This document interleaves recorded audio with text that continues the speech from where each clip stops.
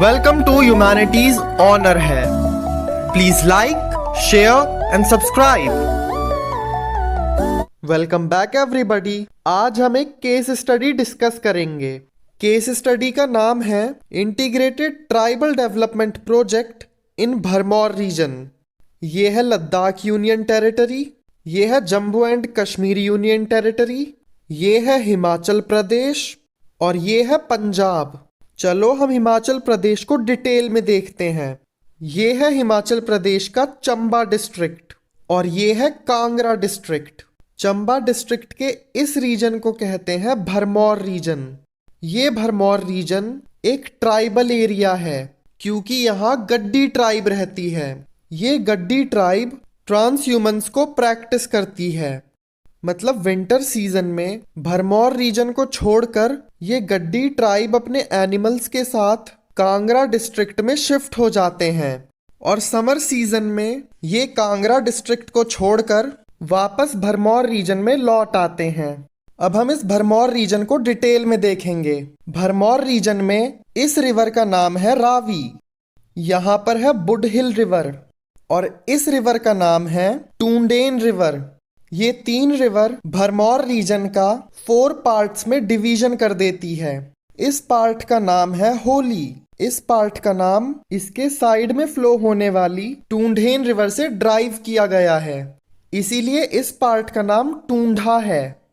इस एरिया का नाम है कुगती और इस पार्ट का नाम है खानी। चलो हम इन्हें एक ट्रिक से लर्न करने की कोशिश करते हैं।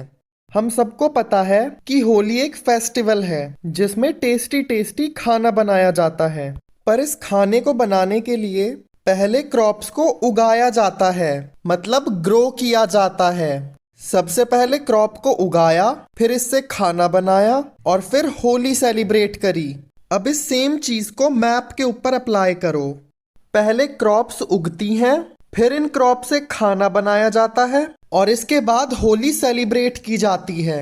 उगती से हो जाएगा कुगती और खाना से हो जाएगा खानी। आई होप आपको इस ट्रिक से ये लर्न हो गया हो। इस रीजन में इंटीग्रेटेड ट्राइबल डेवलपमेंट प्रोजेक्ट लगाने से सबसे ज़्यादा डेवलपमेंट होली और खानी एरिया में हुआ और बचे हुए दोनों एरिया टूंडा और कुगती में उतना डेवलपमेंट नहीं हो पाया। आई होप आपको अभी तक सभी चीज़ें क्लियर हैं। हिमाचल प्रदेश के चंबा डिस्ट्रिक्ट में आता है भरमौर रीजन। भरमौर एक बैकवर्ड एरिया है क्योंकि यहाँ पर ज़्यादा डेवलपमेंट नहीं हुई है। भरमौर एक ट्राइबल एरिया है क्योंकि यहाँ गड्डी ट्राइब रहती है। भरमौर रीजन को होमलैंड ऑफ गड्डी कहा जाता है। ये गड्डी ट्राइब गड्डियाली डायलेक्ट में एक दूसरे से कम्युनिकेशन करती है। ये लोग मेनली एग्रीकल्चर और पेस्टोरलिज्म करते हैं और ये ट्रांस ह्यूमंस प्रैक्टिस करने के लिए कांगड़ा डिस्ट्रिक्ट जाते हैं। इस बैकवर्ड एरिया को डेवलप करने के लिए गड्डी ट्राइब को स्केड्यूल ट्राइब में शामिल कर लिया। फिर 1974 में 5th 5 ईयर प्लान लॉन्च हुआ। इस 5th 5 ईयर प्लान में ट्राइबल सब प्लान को इंट्रोड्यूस किया गया। इस ईयर को तुम ऐसे याद रख लेना। फर्स्ट 5 ईयर प्लान 1951 में इंट्रोड्यूस हुआ था। देखो ये फर्स्ट 5 ईयर प्लान है तो यहाँ भी 1 आएगा। हम सबको पता है कि 5 ईयर प्लान 5 ईयर्स के लिए बनाया जाता है, इसीलिए इसमें 5 ऐड करने पर आ जाएगा 1956। तो फर्स्ट 5 ईयर प्लान 1951 में स्टार्ट हुआ और 1956 में ख़त्म हो गया।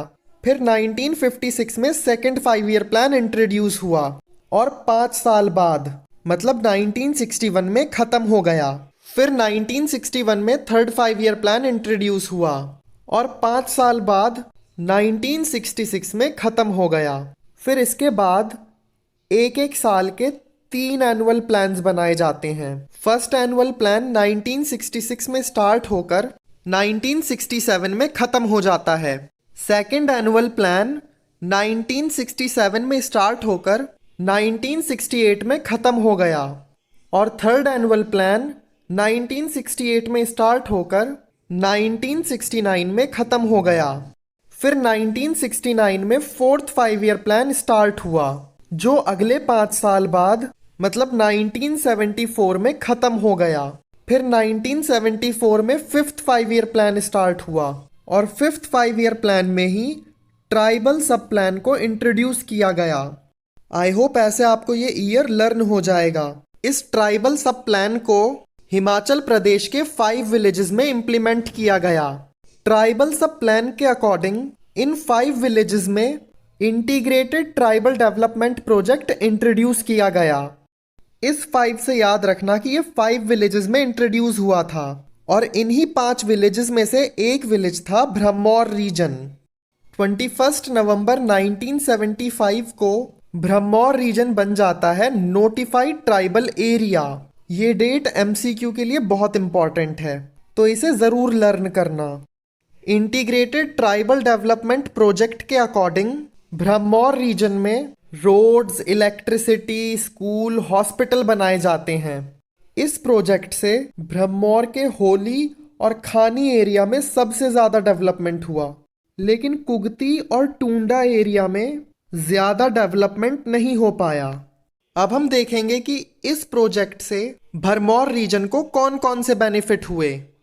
यहाँ का लिटरेसी रेट इंक्रीज हो गया, फीमेल लिटरेसी रेट भी इंक्रीज हो गया, सेक्स रेशियो फेवरेबल हो गया, इस एरिया में चाइल्ड मैरिज कम हो गई और जेंडर इक्वालिटी इंक्रीज हो गई। हमने पढ़ा था कि गड्डी ट्राइब एग्रीकल्चर और पेस्टोरलिज्म करती है। इस प्रोजेक्ट की वजह से एग्रीकल्चर में बेनिफिट हुआ था, क्योंकि ये गड्डी ट्राइब कैश क्रॉप ग्रो करने लगी थी। इस क्रॉप को सेल करके ये मनी अर्न करने लगे थे। लेकिन इस प्रोजेक्ट से पेस्टोरलिज्म को कोई बेनिफिट नहीं हुआ। प्रेजेंट टाइम में गड्डी ट्राइब के 1/10 मेंबर ही ट्रांसह्यूमेंस प्रैक्टिस करते हैं। इस केस स्टडी का ये बेनिफिट वाला पार्ट क्वेश्चन आंसर के लिए बहुत इंपॉर्टेंट है। एक बार हम इन 5 ईयर प्लान्स को रिकॉल कर लेते हैं। 4th 5 ईयर प्लान में इंट्रोड्यूस हुआ था drought prone area development programme. 5th 5 year plan में 2 चीजें इंट्रोड्यूस हुई थी। Number 1 hill area development programme and number 2 tribal sub plan. और 8th 5 ईयर प्लान में कहा गया था कि हिल areas, north eastern state, tribal areas और बैकवर्ड एरियाज में इंफ्रास्ट्रक्चर कंस्ट्रक्ट किया जाएगा। ये नाम लर्न होते हैं तो वेल एंड गुड, नहीं होते हैं तो कोई बात नहीं। आपको बस ये पता होना चाहिए कि 8th 5 ईयर प्लान में इंफ्रास्ट्रक्चर कंस्ट्रक्ट करने की बात करी गई। आज के लिए बस इतना ही। अब हम मिलेंगे नेक्स्ट एपिसोड में। तब तक के लिए keep studying, keep working hard. Tata, bye bye.